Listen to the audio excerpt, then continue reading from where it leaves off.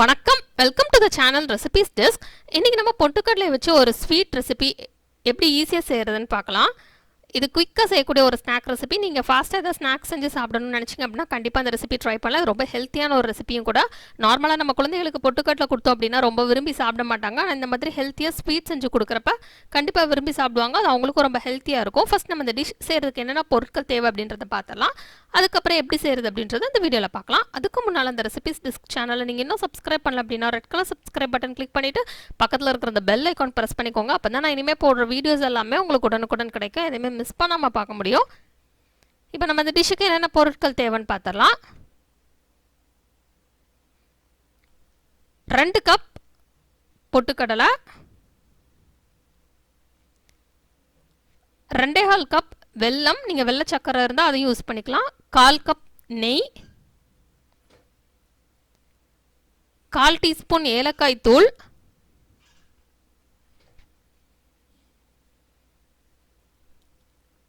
First நம்ம பொட்டுக்கடலையை ஒரு mixie ஜாரில் எடுத்துடலாம்.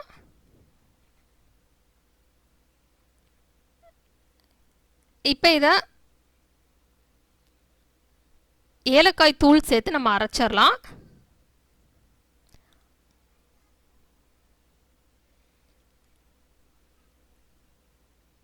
இப்போ இது நல்லா ஒரு ஃபைன் பவுடரை அரைச்சிடலாம்.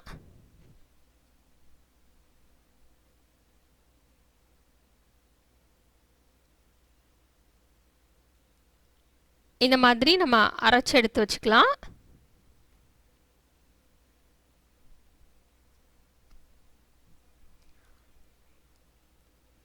இப்போ நம்ம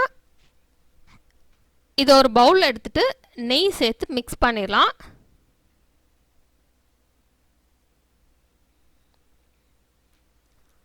நெய் சேர்த்து நம்ம இதை மிக்ஸ் பண்ணுறோம் அப்படின்னா நல்லா ஒரு ஃப்ளேவர் கிடைக்கும். அந்த டேஸ்ட்டும் ரொம்ப நல்லா இருக்கும்.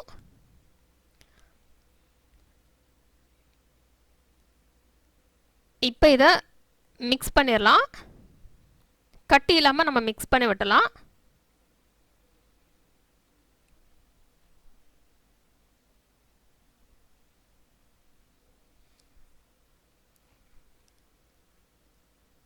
இப்போ இதை மிக்ஸ் பண்ணிவிட்டு நம்ம செய்ய ஆரம்பிச்சிடலாம்.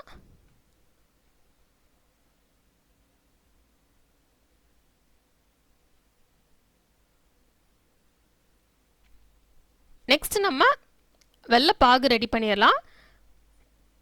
நீங்கள் இதை வெள்ளை சர்க்கரையிலே இந்த ஸ்வீட் செய்யலாம்.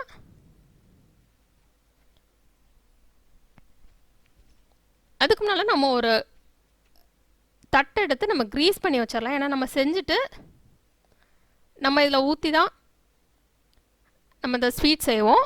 இப்படி நம்ம நெய் தடவி வச்சிட்டோம்ல, எண்ணெய் எதுனாலும் தடவிக்கலாம். இப்படி தடவி வச்சிட்டோம் அப்படின்னா நல்லா ஒட்டாமல் வரும்.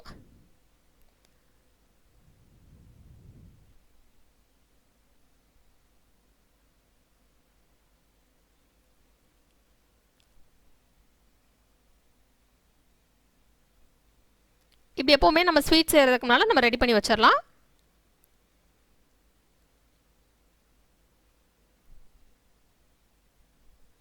இப்போ இதை ரெடி பண்ணியாச்சு. இப்போ நம்ம செய்ய ஆரம்பிச்சிடலாம்.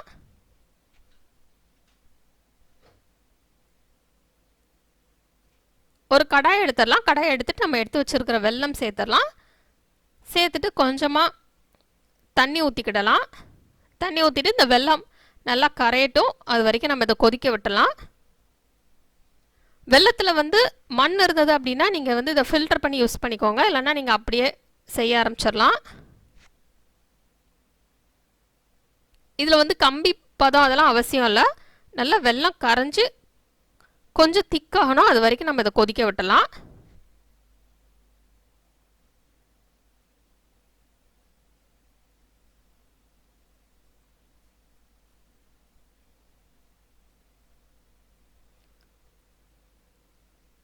இப்போ இது நல்லா கரையட்டும். இப்போ பார்த்தீங்கன்னா வெல்லம் நல்லா கரைஞ்சிடுச்சு.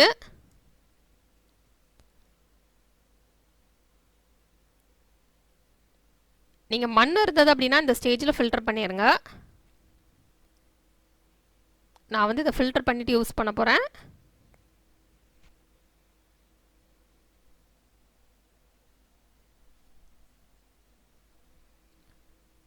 இப்போ இதை ஃபில்டர் பண்ணியாச்சு. திருப்பி ஃபில்டர் பண்ணதை மண்ணெல்லாம் நம்ம வந்து ஃபில்டர் பண்ணி எடுத்துட்டு மீதம் உள்ள வெள்ளைப்பாக திருப்பியும் கொதிக்க விட்டுலாம். திருப்பி இது கொதிச்சு கொஞ்சம் திக்காகட்டும். கொஞ்சம் திக்கானோடனே நம்ம பொரிகடலை நெய் மிக்ஸ் பண்ணி வச்சுருந்தோம்ல அதை உள்ளே சேர்த்துடலாம். சேர்த்துட்டு இதை நல்லா மிக்ஸ் பண்ணிடலாம். நல்லா லோ ஃப்ளேமில் வச்சு மிக்ஸ் பண்ணிடுங்க. கட்டி இருக்கக்கூடாது. அதனால் இதை நல்லா மிக்ஸ் பண்ணிடுங்க. இதுக்கு நமக்கு கம்பி பதம் எதுவுமே தேவையே இல்லை. அதனால் இந்த ஸ்வீட் வந்து ரொம்ப ஈஸியாக இருக்கும். பிகினர்ஸ் கூட இந்த ஸ்வீட் ரெசிபி ட்ரை பண்ணலாம். ஏன்னா நிறைய பேருக்கு வந்து இந்த கம்பி பதம் தான் வந்து எந்த டைமுன்னு தெரியாமல் மிஸ் ஆயிரும். நம்ம பர்ஃபி அந்த மாதிரிலாம் செய்யணும் அப்படின்னா நமக்கு வந்து கம்பி பதம் வந்து கண்டிப்பாக முக்கியமாக இருக்கும். இந்த ஸ்வீட் செய்கிறதுக்கு நம்ம கம்பி பதம்லாம் தேவையில்லை. நம்ம ஜஸ்ட் வெள்ளைப்பாகு திக்கானோடனே நம்ம பொரிகடலை சேர்த்துடலாம். சேர்த்துட்டு இதை நல்லா லோ ஃப்ளேமில் வச்சு நல்லா கிண்டி விட்டுட்டே இருக்கணும். கொஞ்சம் இது திரண்டு வர ஆரம்பிக்கட்டும் கடாயில் இருந்து. அது வரைக்கும் நம்ம இதை கிண்டி விட்டுட்டே இருக்கலாம். இதை ஹை ஃப்ளேமில் வச்சுறாதீங்க, டக்குன்னு அடி பிடிச்சிரும். நீங்கள் நான்ஸ்டிக் பேனாக இருந்ததுன்னா ஃபுல்லாக கிண்டிகிட்டே இருக்கணுன்ற அவசியம் இல்லை. ஆனால் நான்ஸ்டிக் பேன் யூஸ் பண்ணாதவங்க இந்த மாதிரி கை விடாமல் கிண்டிகிட்டே இருக்கணும். அதெல்லாம் டக்குன்னு அதை அடி பிடிச்சிரும். கொஞ்சம் திரண்டு கடாயிலேருந்து அப்படி வெளியே வர ஆரம்பித்ததுக்கப்புறம் நம்ம ஆஃப் பண்ணிடலாம் ஸ்டவ்வை. இப்போ பார்த்திங்கன்னா நல்லா அதுவாகவே வெளியே திரண்டு வர ஆரம்பிச்சிருச்சு. இந்த மாதிரி ஸ்டேஜ் வந்தோடனே நம்ம ஸ்டவ்வை ஆஃப் பண்ணிடலாம். ஆஃப் பண்ணிவிட்டு நம்ம ஆல்ரெடி ஒரு பிளேட்டில் வந்து நம்ம நெய் தடவி வச்சுருந்தோம்ல அதில் அப்படியே இதை கொட்டிடலாம்.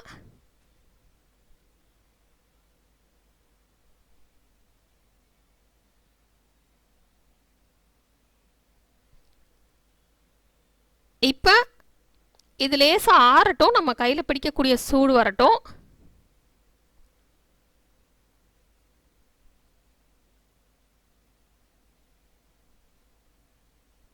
கையில் பிடிக்கக்கூடிய சூடு வந்தோடனே நம்ம சின்ன சின்ன உருண்டைகளாக உருட்டிடலாம்.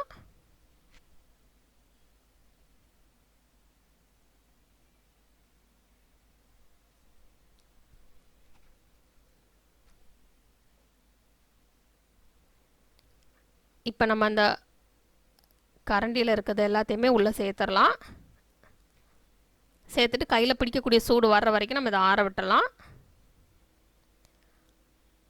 இப்போ இது ஆறிடுச்சு. இப்போ நான் சின்ன சின்ன உருண்டைகளாக உருட்ட போகிறேன். இதுக்கப்புறம் நீங்கள் என்ன ஷேப் வேணுமோ நீங்கள் அதில் செஞ்சுக்கிடலாம். இந்த மாதிரி சின்ன சின்ன உருண்டைகளாக உருட்டி வச்சிடலாம். நெக்ஸ்ட் இதை லேசாக அப்படி கையை வச்சு ப்ரெஸ் பண்ணி விட்டுட்டு நம்ம ஸ்பூன் இருந்தது அப்படின்னா ஸ்பூனை வச்சு லேசாக ஒரு டிசைன் மாதிரி கூட வைக்கலாம். இல்லை நீங்கள் இந்த மாதிரி நடுவில் மட்டும் ஒரு டிசைன் கூட வைக்கலாம். எப்படினாலும் நீங்கள் வச்சுக்கிடலாம். நீங்கள் எதாவது டிஃப்ரெண்ட்டாக டிசைன் மாதிரி பண்ணிங்க அப்படின்னா கண்டிப்பாக குழந்தைகள் வந்து விரும்பி சாப்பிடுவாங்க.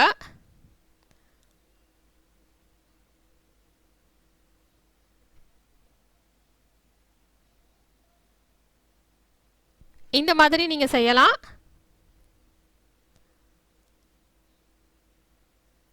இல்லைன்னா நீங்கள் இதே மாதிரி லேசாக தட்டி விட்டுட்டு ஒரு ஸ்பூன் வச்சு எப்படி ஒரு டிசைன் மாதிரி செய்யலாம். இப்போ நான் இதே மாதிரி எல்லாத்துக்குமே செய்ய போகிறேன். மீதம் உள்ள எல்லாத்துக்குமே நம்ம இதே மாதிரி செஞ்சிடலாம். மேலே எதுவும் நட்ஸ் வைக்கணும் அப்படின்னா நீங்கள் நட்ஸ் வச்சும் டெக்கரேட் பண்ணிக்கலாம்.